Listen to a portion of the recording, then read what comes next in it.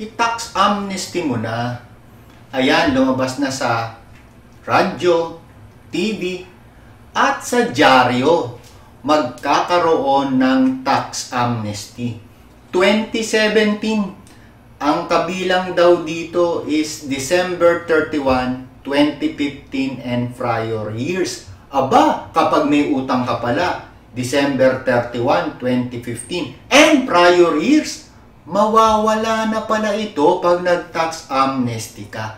E di, i-tax amnesty mo na. Nako, ang daming balita, ang daming revenue officers na ayaw sa tax amnesty. Aba, nagkakaroon pa sila ng seminars at sinasabi sa seminars nila, wala raw tax amnesty. Pero, ang daming taxpayers na natutuwa, magkakaroon daw ng tax amnesty at iniintay na nila, minamadali pa nila. Aba, kailangan nating magkaroon ng tax amnesty. Ang totoo, yung nasa likuran ko, ito, apat na proposed bills sa House of Representatives na yung na-file. At meron pa rin na-file sa Senate. Ang kagandahan ho nito, iniimbitahan po ang inyong lingkod na mag-submit ng sarili nating proposal. Aba, gagawin natin yon. Yung pong 30 mahigit na estudyante ko, ang siyang pinagagawa ko ngayon para magkaroon ho sila ng experience, para ma-immerse sila dun sa paggawa ng batas. Malay mo, dyan sa 30 yan, may magkaroon ng congressman o congresswoman. So, ito po yung mga House bills. At kami po, sa grupo ni Emelino T. Maestro, iniisa-isa ho namin yan at magsasubmit na kami within this year nung tax amnesty for 2017. Ano po? Ano ba benefits ng tax amnesty? Kung ikaw si Manny Pacquiao, may utang ka na 3 billion tax assessment daw at nakapending yan sa Court of Tax Appeal. Aba! Pwedeng makancel yung 3 billion tax assessment mo. Yes, yung 3 billion peso deficiency tax assessment mo na nakapending sa Court of Tax Appeals, pwede mo siyang ma-knock out, mapatumba.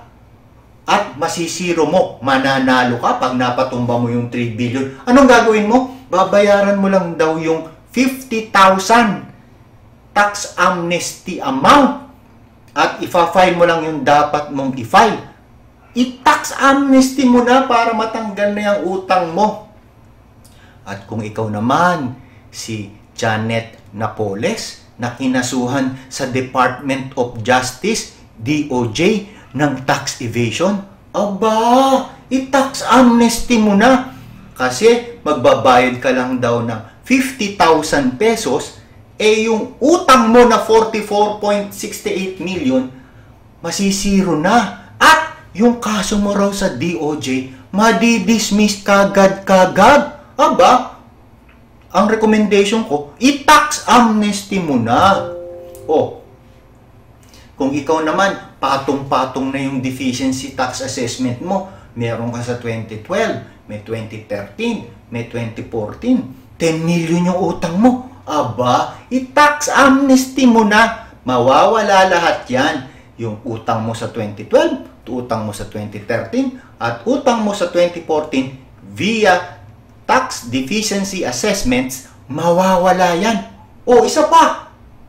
Yung kaso mo sa Court of Tax Appeal, mawawala din. Yung ang dami-dami mong open cases kasi hindi ka raw nag-file ng mga returns kaya nagkaroon ka ng open cases, di pinagpapayad ka ngayon ng penalties. Aba, i-tax amnesty mo na yan. 50,000 lang, masisiro mo lahat yan. Ito maganda. Yung mga magulang mo o yung mga lolo't lola mo na nag-iwan ng malaking lupain, malawak na forest, taniman, ayan, nag-iwan ng malawak na lupain at taniman at hindi pa naililipat sa'yo. Ayan, hindi pa na ililipat sa'yo, ikaw na buhay, yung mga kayamanan nung namatay, hindi pa nalilipat sa'yo, ang tawag sa'yo ay tagapagmana. Dahil wala kang pera, puro property yung iniwan sa'yo, ito yung property, iniwan sa'yo, wala kang pera. Estate tax yung pabayaran mo. Milyon-milyon yung property mo, wala namang bumibili. Aba, i-tax amnesty mo na yan. At siguradong babalik sa'yo yung property mo. Kasi alam mo ba, hanggang di mo binabayaran yung estate tax mo, patong ng patong yung interest. So kung patong ng patong yung interest, baka maubos yung property. Pero kung may 2017 tax amnesty, i-tax amnesty mo na yan. Actually, magagawa pala ho ako ng lecture about estate planning, turuan kita. Para pag dumating yung tax amnesty, nagmamadali ako ayos na yung records mo. Ayun. Magkakaroon ako ng estate tax planning, wealth protection. Kasama po yan sa tax amnesty. Turuan kita. Turuan ko kayong lahat. Okay? So, ano epekto pag nag-tax amnesty tayo? Number 1, freedom from corruption. Number 2, wealth protection. And number 3, peace of mind. Pag sinabi nating freedom of corruption, 94 billion ho yung corrupt money na nagtatransfer every year, mawawala na ho yan. Peace of mind. Aba, sino ba hindi magiging masaya kapag meron kang peace of mind? Importante ang peace of mind kasi nagpapatulog yan sa'yo sa gabi. And number 3, wealth protection. Yung pera mo, yung mga property mo, mape-preserve at maita-transfer mo sa susunod na henerasyon.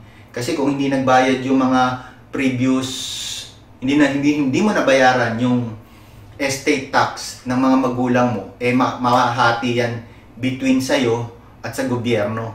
Kung makukuha natin ng 100% yan, kung ita-tax amnesty mo na yan, di ba mas maganda?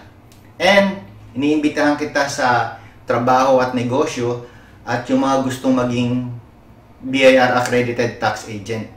Doon na po yung sinasabi ko, libre po yung aking pagtulong. Kaya lang po, meron po akong hinihinging mga pabor sa inyo na sana mapagbigyan nyo po. Ano po? Ito pong librong ito, willing po akong ibigay sa inyo yung PDF file. Ang suggestion ko lang at recommendation ko sa inyo ay i-share nyo po ito sa mas maraming tao. Okay? Itong librong ito. Ayan. Nagamit ito ng maraming bookkeepers at mga tax accountants. Dinagamit ko rin ho itong as a tax consultant para proteksyonan ko yung karapatan ng aking kliyente. So, suggestion ko po sa inyong lahat, i-tax amnesty nyo na po yung inyong mga property, yung inyong mga tax problem. Yan lang po ang sagot sa inyong problema. I-tax amnesty mo na.